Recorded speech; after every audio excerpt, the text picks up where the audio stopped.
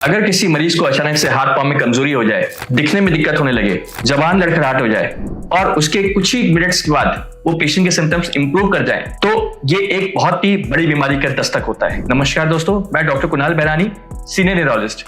आज हम कुछ इस तरह की बीमारी के बारे में डिस्कस करेंगे जिसमें हम मरीज को जो सिम्टम्स दिखते हैं कि अचानक से उनको पैरालिसिस हो गई, जबान लड़खड़ाने लगी, दिखने में दिक्कत होने लगी, अचानक से तेज चक्कर आने लगे, लड़खड़ाहट होने लगी और कुछ ही क्षण बाद उनके सिम्टम्स इंप्रूव कर जाते हैं, तो ये बीमारी होती है मिनी स्ट्रोक या ट्रांजिएंट इस्केमिक अटैक, जिसको हम TIA भी कहते हैं। ये एक TIA एक घातक न्यूरोलॉजिकल प्रॉब्लम होती है जिसको हमें पहचानना बहुत जरूरी होता है, क्योंकि ये एक दस्तक होती है बड़े स्ट्रोक का, मतलब पैरालिसिस का। ये TIA होते क्यों हैं? ये TIA जो होते हैं वो एक सिम्टम्स होते हैं, जैसा कि मैंने बताया, आवाज में लड़खड़ाहट, कमजोरी होना, दिखने में दिक्कत होना। ये पैदा इसलिए होते हैं क्योंकि जो हमारी ग्रंथियां होती हैं, जो दिमाग को सप्लाई कर रही हैं, ब्लड वेसल्स, उसमें अचानक से ब्लड का फ्लो में कमी होती है।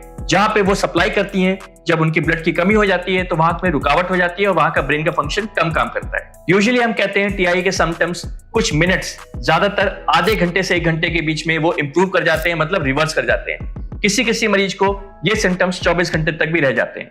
ये जानना इसलिए बहुत जरूरी है क्योंकि अगर किसी को TIA होता है, ट्रांजिएंट इस्केमिक अटैक होता है, तो उनको बड़ा स्ट्रोक होने का, मतलब बड़ी पैरालिसिस होने का जो खतरा होता है अगले 1 हफ्ते में, वो हमेशा ज्यादा होता है। अगर मैं आंकड़ों की बात करूं, समवेयर अराउंड 10 से 15% रिस्क इनका बढ़ जाता है। तो ऐसे मरीजों को कभी भी अगर इस सिम्टम्स में होते हैं, पैदा होते हैं, तो तुरंत एक न्यूरोलॉजिस्ट के पास जाना चाहिए, उनको अपने सिम्टम्स बताने चाहिए। कुछ टेस्ट होते हैं, जैसे स्कैन्स होते हैं, वेसल्स के स्कैन्स होते हैं, हार्ट के टेस्ट होते हैं, होल्टर टेस्ट होते हैं। ये ऐसे टेस्ट हमें जरूर कराते हैं हम ऐसे मरीजों को, ताकि हमें पता लगा सके कि ये TIA क्यों हुए।